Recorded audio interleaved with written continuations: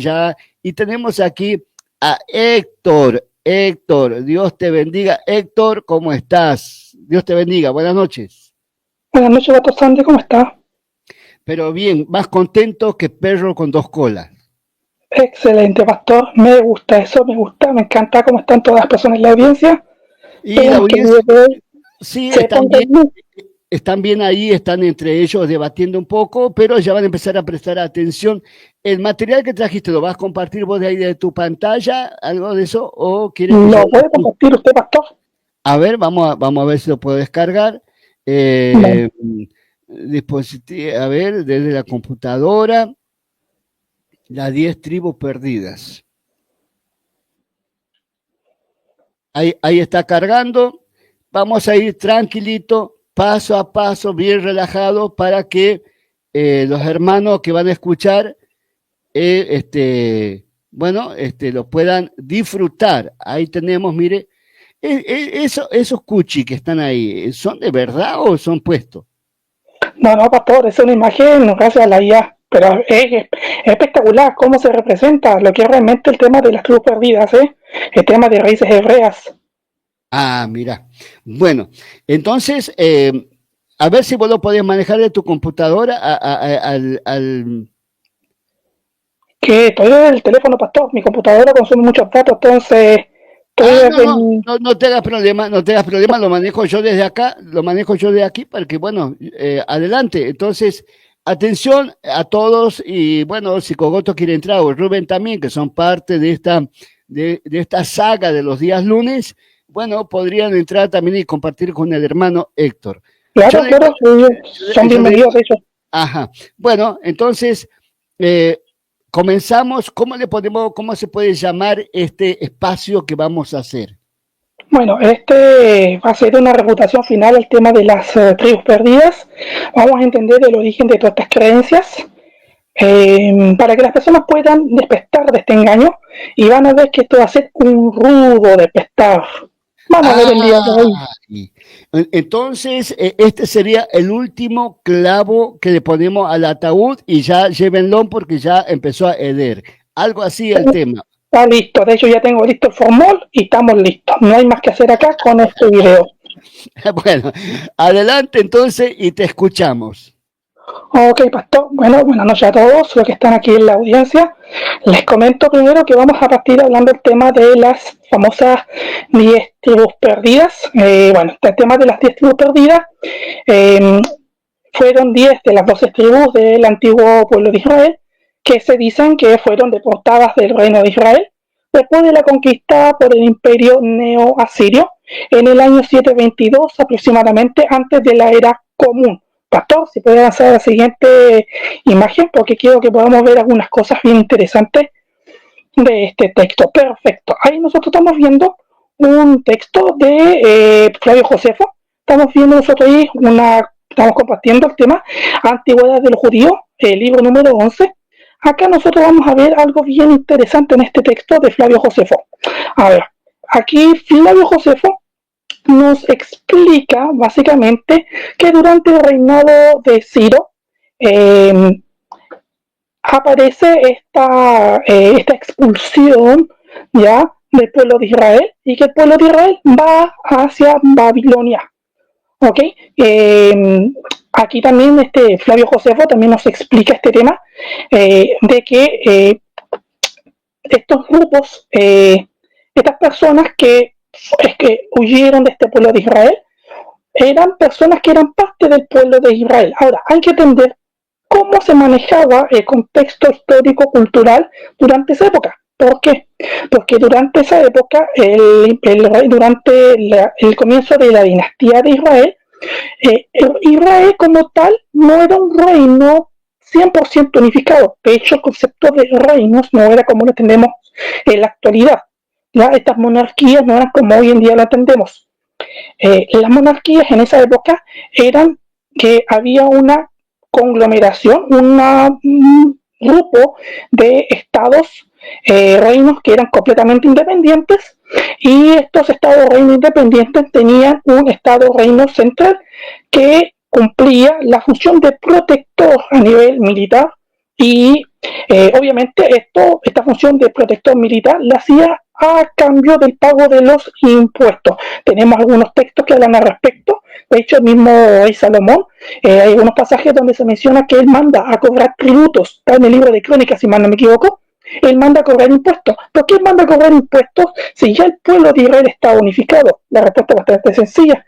Y es que el Estado de Israel, el pueblo de Israel, como tal, el reino de Israel, era un conjunto de reinos, estados completamente independientes, donde Jerusalén era el estado reino central de este conjunto de reinos, que sería la provincia de Judea. Por eso viene el toponímico de judío, de Judea.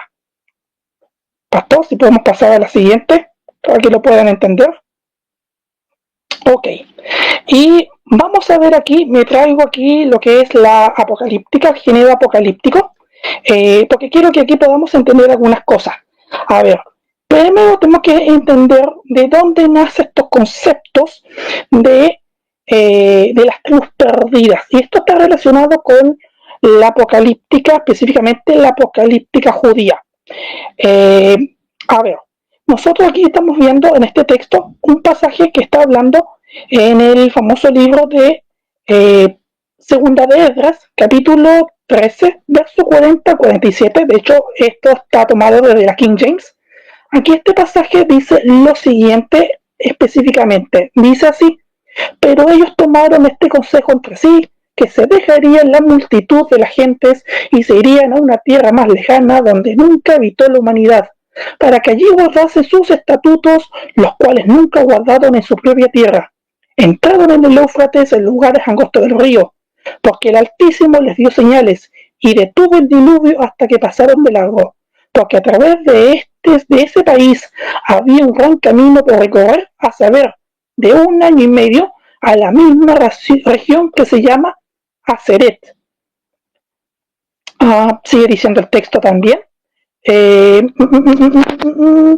Allí habitado hasta el último tiempo, y ahora, cuando comiencen a venir, el Altísimo detendrá las fuentes del arroyo para que pasen, por tanto, tú ves a la multitud en paz. Ahora, quiero que podamos entender en qué época es el libro de Segundo de Esdras o el Apocalipsis de Esdras. Este libro es posterior a la destrucción del Segundo Templo. En esta época, nosotros estamos viendo esta idea de el retorno de las 10 tribus que fueron escapadas, que fueron esparcidas ya hacia la diáspora. Es lo que estamos viendo nosotros acá específicamente. Y que a pesar de todo, al fin de los días, el Altísimo Hashem va a permitir que estas tribus que fueron llevadas en la diáspora regresen nuevamente a su tierra. Y que esta expulsión fue ¿para qué? Para que puedan cumplir los mandamientos que Dios, que Hashem, nos dio a nosotros en la Torah. Así que esto es bien interesante que lo podamos entender, porque hay algunos grupos étnicos que se han proclamado descendientes de estas tribus perdidas, y algunas religiones, algunos movimientos específicamente del mundo cristiano, han adoptado esta idea mesiánica de que las tribus perdidas van a regresar. Ahora, hay que entender que dentro de lo que pasó históricamente hubo un desplazamiento del habitante del reino de Israel por los asirios tras el cautiverio de Asiria. Entonces, esta es una tradición de las 10 tribus perdidas que aparece en la era postbíblica, y existe un número considerable de textos apócrifos, como que acabamos de ver, que se han elaborado de manera subsecuente sobre este tema. Ya nosotros vemos en el siglo VI, siglo VIII de la era común, esta idea de retorno de las tribus perdidas asociada al concepto con la idea de la llegada o la venida del Mesías. Entonces, Pastor, podemos pasar a la siguiente diapositiva para que podamos seguir entendiendo este tema. Ok, y aquí me traigo un texto bien interesante, las últimas 10 tribus del autor Benit, publicado en el año 2009.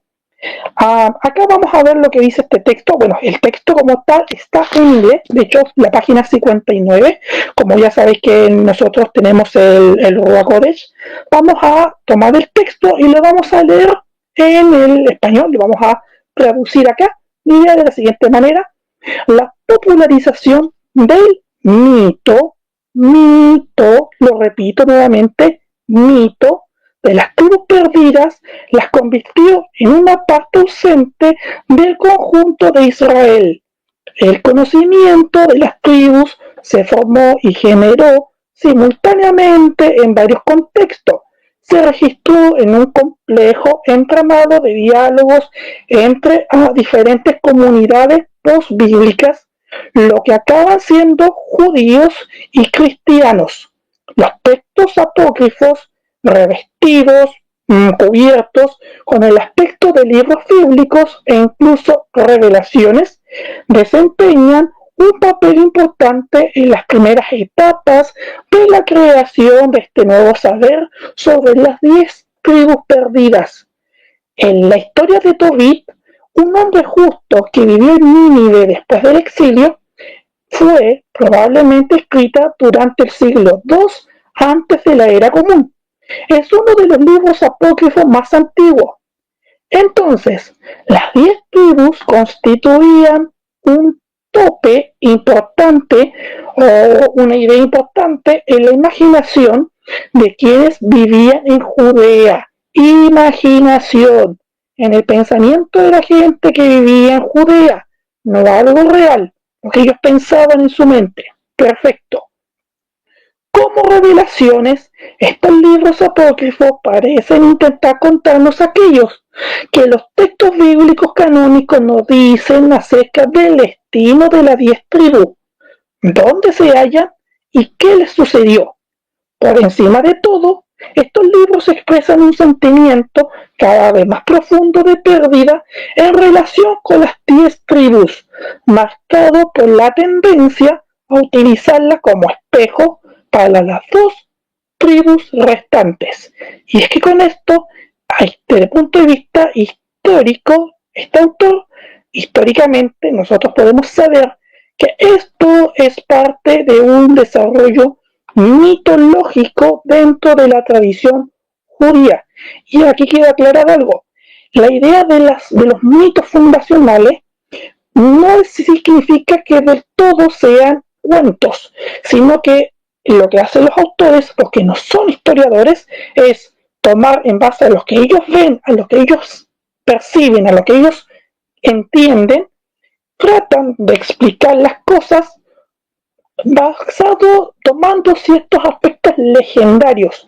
De esta manera, el público destinatario de estos textos podía perfectamente entender a qué se refieren los autores de este tipo de textos. Así que todo esto es parte de mitos fundacionales que aparece después del exilio en Babilonia. Perfecto. Mitos fundacionales, y todo esto estaba en la imaginación, en la mente de las personas. Esto no es que sea algo 100% histórico. ¿Podemos pasar, por favor, pastor, a la siguiente diapositiva? Perfecto. Y aquí nosotros nos vamos al segundo libro de Baruch, que fue el que mostró aquí, que menciona este autor. El segundo libro de Baruch, capítulo 1. Vamos a ver lo que dice este texto. Dice así: aconteció que en el año 25 de Jeconías, rey de Judá, vino la palabra del Señor a Baruch, hijo de Nerías, y le dijo: ¿has visto todo lo que este pueblo me está haciendo? Que los males en que estas 2 tribus que quedaron han hecho son mayores que los de las 10 tribus que fueron llevadas cautivas, porque las tribus anteriores fueron obligadas por sus reyes a cometer pecado, pero estas 2 mismas han obligado y obligan a sus reyes a cometer pecado. Por esta razón, he aquí que traigo el mal sobre esta ciudad, sobre sus habitantes, será quitada de mi presencia por un tiempo, y esparciré a este pueblo entre los gentiles, para que hagan bien a los gentiles, y mi pueblo será castigado, Llegará el tiempo en que buscarán la prosperidad de sus tiempos. Perfecto. Este texto apocalíptico, siglo II de la Era Común, uno de los apócrifos más antiguos que existen, explica de manera clara, y aquí vemos lo que dice el autor anterior, de que los autores dentro del contexto post exilio Babilonia, lo que tienen en mente los autores, el pueblo judío, es que estos dos pueblos que quedaron como comillas sobrevivientes, estos pueblos como tales tenían mayores castigos, mayores pecados que las tribus que fueron exiliadas. Comillas, volviendo a explicar nuevamente que el concepto de tribus como tal se refería a estados, reinos independientes donde existía un estado o reino central que ofrecía protección militar a cambio del pago de impuestos. Contexto histórico de esta época. ¿Puedo pasar, pastor, por favor, a la siguiente diapositiva para seguir entendiendo este tema? Ok, y me vuelvo a traer aquí a este autor, Benítez, nuevamente. Aquí nos vamos nosotros a la página, las últimas 10 tribus de Benítez 2009. Vamos a ver aquí nosotros la página 59 de su libro, lo que explica aquí este autor. A ver, vamos a ver lo que dice este texto de la siguiente manera. Varias tragedias recientes se escondían tras las palabras del autor. La destrucción del segundo templo por los romanos, las pérdidas del segundo sistema político judío, es decir, los reinos, la dinastía davídica, esta dinastía real dentro del pueblo judío, y una nueva sensación de exilio que evocaba recuerdos del exilio babilónico. El libro de Segunda de Baruch es un ejemplo temprano de la tendencia identificada por Israel Yuval, otro autor, de vincular los acontecimientos del año 70 de la Era Común, la destrucción del templo, con el exilio babilónico. El libro Segunda de Baruch también vincula la destrucción del templo con el exilio de las 10 tribus. Escrito a principios del siglo II de la Era Común, tal como lo mencioné cuando expliqué el texto del libro de Baruch, se afirma que Segunda de Baruch fue compuesto a principios del siglo VI antes de la Era Común por Baruch, hijo de Nerías el escriba, una figura bíblica y estrecho colaborador del profeta Jeremías, y era específicamente secretario del profeta Jeremías, es decir, era su escriba personal. Perfecto, esto para poder seguir entendiendo el contexto de los libros apocalípticos y cómo va desarrollándose esta idea de las 10 tribus perdidas a través de la historia dentro del pueblo judío. Por favor, pastor, podemos pasar a la siguiente diapositiva. Ahora vamos nosotros a entender este tema de las tribus perdidas dentro de la cosmovisión de la era mesiánica, porque es bien importante entender cómo se ve desde la perspectiva judía la llegada o el retorno de estas 10 tribus perdidas dentro de la era mesiánica. Pastor, vamos a la siguiente diapositiva. Perfecto. Aquí nosotros vamos a ver algo bien interesante. Aquí yo me traigo un texto bien interesante, donde nosotros estamos citando, dice lo siguiente. Este texto, no recuerdo de quién era de la... esta es la continuación del mismo texto que estábamos viendo recién. Perfecto. Dice así. Las visiones de Esdras se sitúan en la intersección de los debates posbíblicos sobre las 10 tribus. Se basan en la historia y la geografía bíblicas e informan, directa o indirectamente, las futuras discusiones rabínicas y cristianas sobre el tema. Para la época de Esdras, los parámetros esenciales de la idea mesiánica y la redención del mundo se habían popularizado en el antiguo cercano oriente. Aquí también comienza la presentación de las 10 tribus perdidas como narrativa clave dentro de una cosmovisión mesiánica. A partir de entonces, las 10 tribus se vinculan tanto a visiones mesiánicas pacíficas como apocalípticas y escatológicas. Ejemplo bien conocido es la imagen de las 10 tribus perdidas como un poderoso ejército de entidades sobrehumanas que acompañan al anticristo, es decir, que las 10 tribus perdidas van a acompañar a Armilus, el anticristo, dentro de la cosmovisión judía. Perfecto. Estas imágenes se difundieron entre diversas comunidades cristianas europeas medievales, pero hundían sus raíces en la antigüedad tardía. La geografía de Esdras no se basa en mapas ni en descripciones precisas, o no, del mundo físico. El historiador James Romm enfatiza que para los antiguos griegos, y en menor medida también para los romanos, la geografía era un género literario, más que una rama de ciencia física. Este tipo de geografía, explica Romm, debe considerarse también en gran medida un género narrativo, más que meramente descriptivo. Al abordar el libro de Esdras y textos anteriores, debemos buscar el contexto geográfico en general en el que se inscribe la pérdida de las tribus. Es decir, que desde el punto de vista académico lo que se entiende es que nosotros debemos centrarnos en qué momento ocurre este pensamiento, en qué época aparece, después de la destrucción del templo durante el exilio babilónico. Perfecto, ese es el contexto. ¿Cómo se explican los errores de geografía que existen en los textos del Tanaj? Porque como tal, en esa época la geografía no era una ciencia exacta que se dedicaba a la descripción, sino era simplemente un género literario. También podemos explicar algunos problemas que vemos geográficos en el Nuevo Testamento, entendiendo cómo se entendía la geografía en esa época. No eran datos exactos o precisos. No hay inconveniente con eso. Así que, pastor, podemos pasar a la siguiente diapositiva para seguir desmenuzando este tema. Paulatinamente vamos a seguir entendiendo este tema. Vamos a ver ahora el tema de las 12 tribus.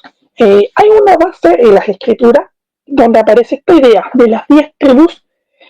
Nosotros lo encontramos en el texto del Tanaj. Vamos a ver nosotros, entender cuáles son estas 10 tribus y vamos a ir con algunas fuentes bíblicas, algunos textos bíblicos. Pastor, podemos proseguir al primer texto, que es la siguiente diapositiva. Ahí estamos, Segunda de Reyes, capítulo 17, verso 6. Lo estoy tomando desde la Biblia textual, tercera edición. Dice así: en el año 9 de Oseas, el rey de Asiria conquistó Samaria y llevó a Israel en cautiverio a Asiria, e hizo que habitaran en Alá y en Abó, junto al río Gozán y en las ciudades de los Medos. Hasta ahí entendemos bastante bien. De acuerdo con el Tanaj, Jacob, nosotros podemos también saber que después es nombrado como Israel en el libro de Génesis, en el libro de Bereshit 35:10.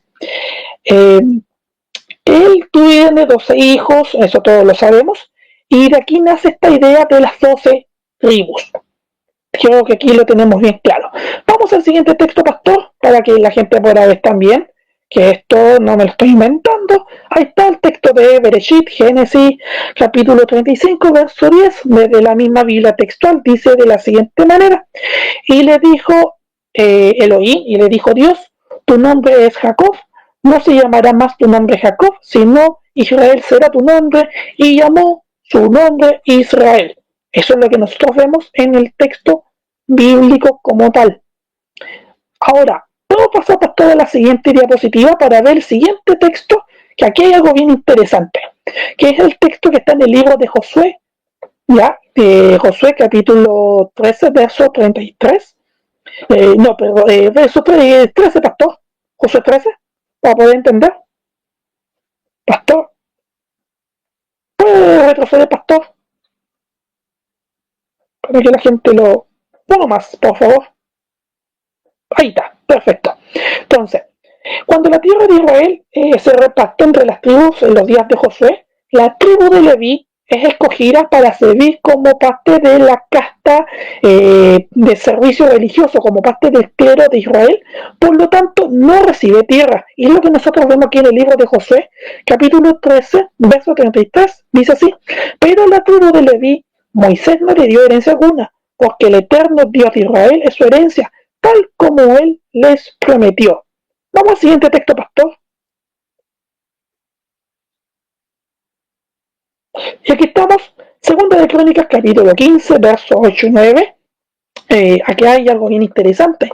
Dice así: y al oír estas palabras y la profecía del profeta Obed, Asa se reafirmó e hizo desaparecer los ídolos abominables de toda la tierra de Judá y de Benjamín, y de las ciudades que había conquistado en la serranía de Efraín, y reconstruyó el altar al Eterno que estaba delante del pórtico del Eterno. Después reunió a todo Judá y Benjamín, y a los que vivían con ellos de Efraín, de Manasés y de Simeón, porque muchos israelitas se habían pasado a él al ver que el Eterno su Dios estaba con él. Acá nosotros vemos bien interesante en este texto que algo bien interesante vemos acá, que de acuerdo con el texto de Segunda de Crónicas, los miembros de las tribus de Efraín, Manasés y Simeón huyeron a Judá durante el reinado del rey Asa de Judá. ¿Por qué? Porque estos grupos al final fueron absorbidos por la población. Ahora, si se mantuvieron como grupos 100% distintos, como tribus, o si regresaron a sus tierras tribales, el texto como tal no lo menciona.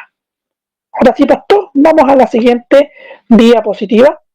Y aquí estamos viendo nosotros una imagen bien interesante, y es que vemos un soldado romano hablando por un teléfono celular.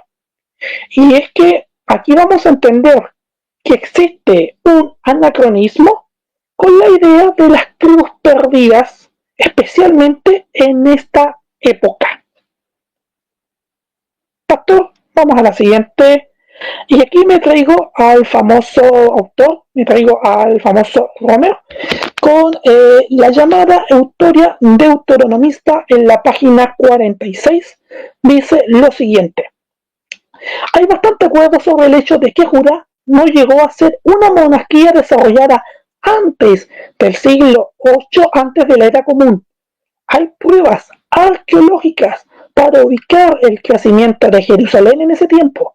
Estos cambios implicaron una administración real más desarrollada, con informes, archivos, etc.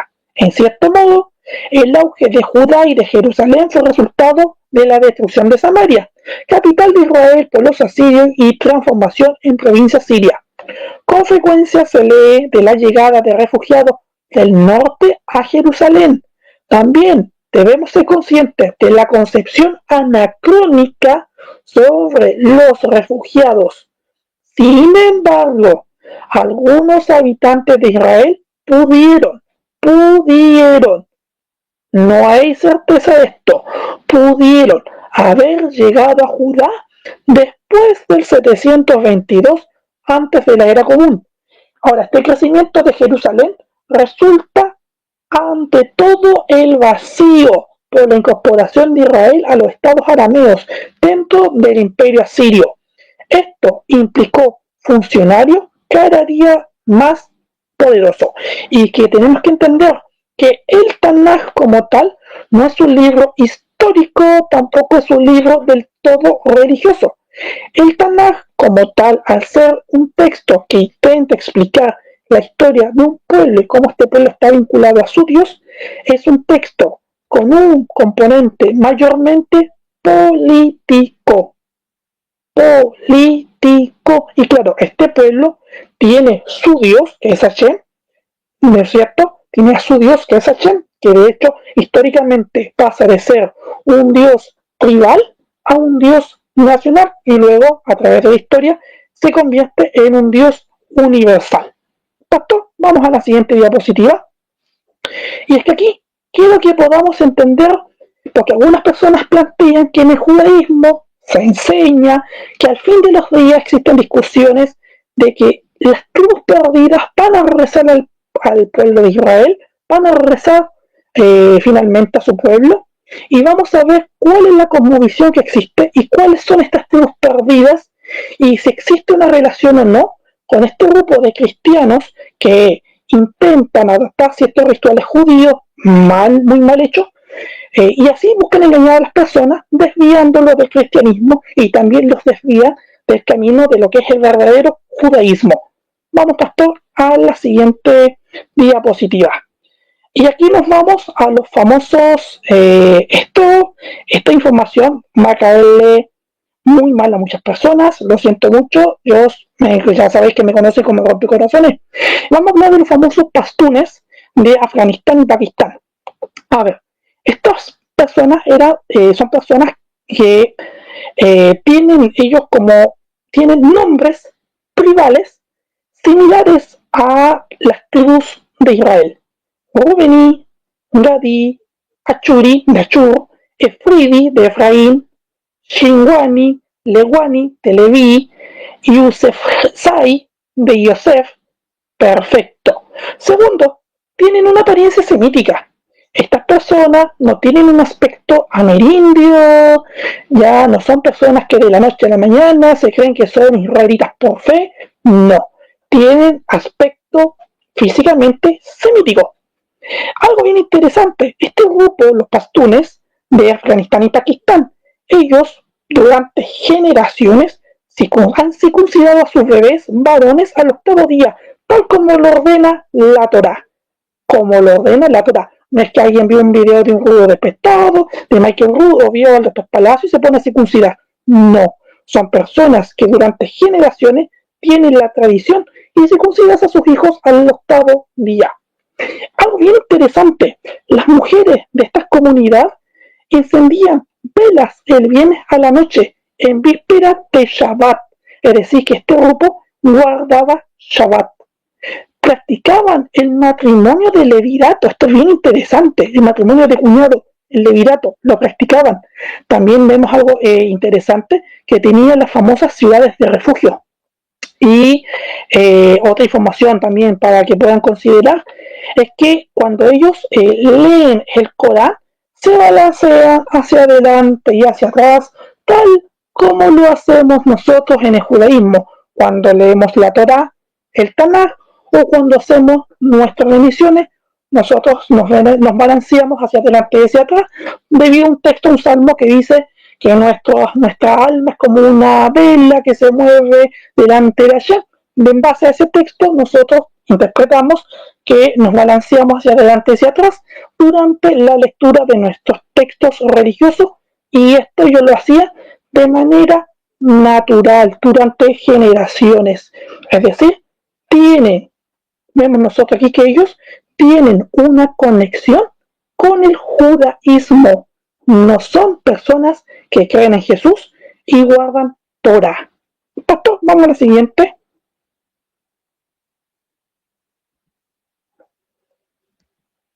Aquí estamos. Vamos a lo siguiente, que son los famosos Bene Israel, Bene Efraín, Bene Menashe, mis hermanitos también. Son personas que practicaban el judaísmo, incluyendo la circuncisión, y guardaban Shabbat. Y hay algo bien interesante, que existe un registro en el libro de Esther, capítulo 8, verso 9, y se escribió conforme a todo lo que ordenó Mordejai a los judíos, a los sátrapas, a los gobernadores y a los príncipes de la provincia que había, desde la India hasta Etiopía. Y es que estas personas eran de la India, vivían en la India, y ellos, como grupo tribales, ellos practicaban el judaísmo. No eran personas que creían en Jesús y que después de ver un video se ponían a guardar Torah. Eran personas que practicaban y tienen una vinculación con el judaísmo. Pastor, vamos al siguiente. Sí. Y aquí están mis hermanitos, los hijos de Dan, o los judíos de Etiopía. A ver, estos mis hermanitos que son los judíos de piel oscura, ellos son personas que tienen un origen bien interesante. Ellos son producto de la unión entre el rey Salomón con la reina de Saba. y nosotros sabemos dentro de nuestra tradición que cuando Salomón se casó con la reina de Saba, una de las cosas que hizo Salomón fue convertir a las personas que eran parte del reinado de Saba al judaísmo y los llevó a la conversión. Y estas personas durante generaciones se mantuvieron de cierta manera alejadas del pueblo de Israel, pero ellos tienen un origen que pueden rastrear con el judaísmo. Ellos mantienen una pureza familiar tan extrema que cuando las mujeres están durante el periodo menstrual se van a otra casa para no poner en tentación al esposo y que el hombre quiera tener intimidad con la mujer durante ese periodo.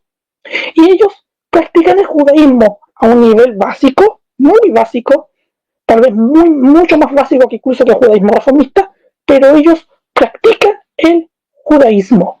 Ellos como tal tienen una conexión con el judaísmo. No son personas que creen en Jesús y que empiezan a guardar Torah. Pastor, vamos ahora a ver lo que dice el texto cristiano o el Nuevo Testamento de este tema de las tribus perdidas. Primero vemos nosotros en Lucas capítulo 2, verso 36, a la profetisa Ana, que es de la tribu de Aser. Bien interesante. Lucas capítulo 1, verso 5. Vemos que Zacarías y Elizabeth, los padres de Juan el Bautista, que son de la tribu de Leví, son de familia levita. Ok. Nosotros también vemos en Lucas 22:30, Jesús habla de juzgar a las 12 tribus. 12 tribus, Jesús habla de eso. Es decir, no están como tal las tribus perdidas. Las tribus existen. Luego también nosotros vemos a Pablo. Pablo dice que él es de la tribu de Benjamín. Eso está en Romanos capítulo 11, verso 1. Nosotros vemos en Hechos capítulo 26, verso 7. Pablo menciona la esperanza de las 12 tribus. Es decir, que las 12 tribus no están perdidas. Y Santiago 1.1, la epístola bien interesante, dice que él escribe a las 12 tribus que están en la dispersión, en la diáspora. Es decir, que las tribus como tal no están perdidas. Así que con esto, pastor, yo creo que podemos finalizar esta saga. Si existieran en esta época tribus perdidas, estoy 100% seguro que todos ellos retornan al judaísmo. Ellos no son cristianos, no están disfrazando, no están jugando ser cristianos y judíos, guardando Torah, no. Ellos, como tal, si escribieran tribus perdidas, todos van a regresar al judaísmo, al camino de Torah, al pueblo de sus antepasados. Y esto es un rudo despertar. Ay, bueno, muy bueno el estudio, pero no se mencionó nada de raíces hebreas en el sentido que haya tribus aquí en América. No, no aparece ninguna, no hay información. Pastor, que no existen tribus en América. De hecho, están los que vivían, están allá en África, pero no son de acá. De hecho, lo vimos nosotros en los famosos los pastún. Tienen una apariencia semítica. No tienen un aspecto amerindio, medio achinaditos, ¿no? Y de hecho, todos ellos practican el judaísmo. De diferentes maneras, pero practican judaísmo. No son cristianos. Correcto. Entonces, está bueno el estudio. Vamos a ver qué es lo que opina la gente ahí después.